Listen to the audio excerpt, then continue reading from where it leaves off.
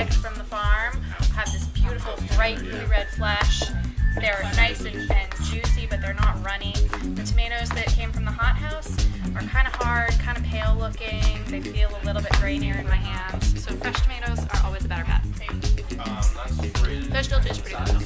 So if you were in a rush and trying to make one of these dishes, you could put the tomatoes in your food processor. You want to make sure you have nice firm tomatoes, and you just want to put them in the food processor and go whir and stop, because otherwise you'll wind up with tomato mush. So we're just going to pinch off the leaves. You want the little ones as well as the big ones. They all taste delicious. Just put everything in a pile. Roll it up into a cigar. And then you start at the edge. Work your way in with these nice thin slices. The chiffonade. Chiffonade. So you wind up with these nice thin little strings of basil. All right, so that's looking good. Little bit of salt. Fresh ground pepper.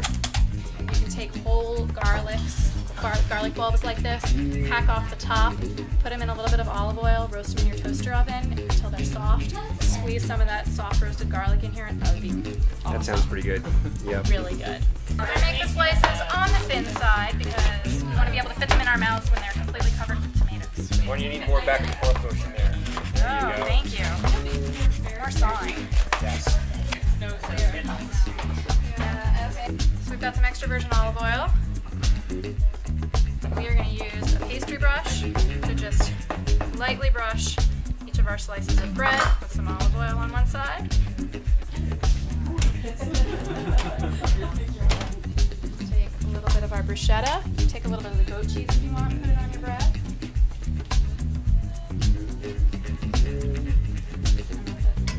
Alright, so what we did was we chopped up a bunch of tomatoes, the fresher the better, a lot of fresh basil. We mixed them together with some salt, pepper, and olive oil. Then we took some beautiful local homemade bread and we sliced it up nice and thin, brushed it with a little bit of olive oil, toasted it, and we topped it with our bruschetta. So now we're working on gazpacho. And gazpacho is a really great thing to make because it's served cold, so it's great for a hot day. Also, it's a good idea to make a large quantity of it because the longer you let it marinate, the better it tastes. So 3 days later, it's going to be even better.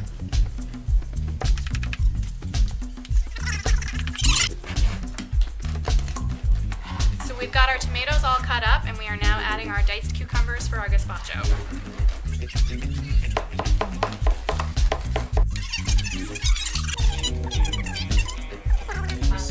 See the juice. Onion is weeping.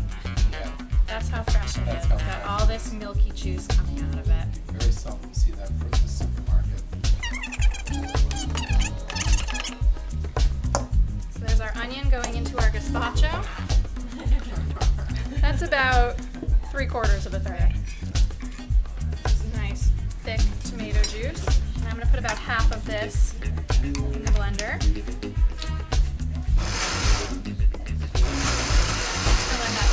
And then we're going to mix it back in. Gazpacho. Look at that beautiful color. If someone wants to be my guinea pig and taste a little bit and tell me what you think it needs. Oh, yeah. Yeah, come do it. How's our vinegar level? Vinegar's plenty. Plenty vinegar. Too much vinegar? Plenty. Any garlic in it? Yep, there's garlic in it. You want more garlic? Alright, man after my own heart. So we finished up our gazpacho. We've got it all in here. All we did was slice up some tomatoes, cucumbers, red peppers, and sweet onions. We tossed them in here with some tomato juice and some garlic, a little bit of salt and pepper, and some vinegar. Put about half of it through the blender so we got this beautiful chunky texture. And now we are ready to eat it. Oh yeah, I like that one. And the longer you let this sit in the fridge, the more that flavor is really going to come through. So if you can't finish it all in one sitting, don't worry about it. Stick it in the fridge. Have it for lunch tomorrow. You'll like it even more.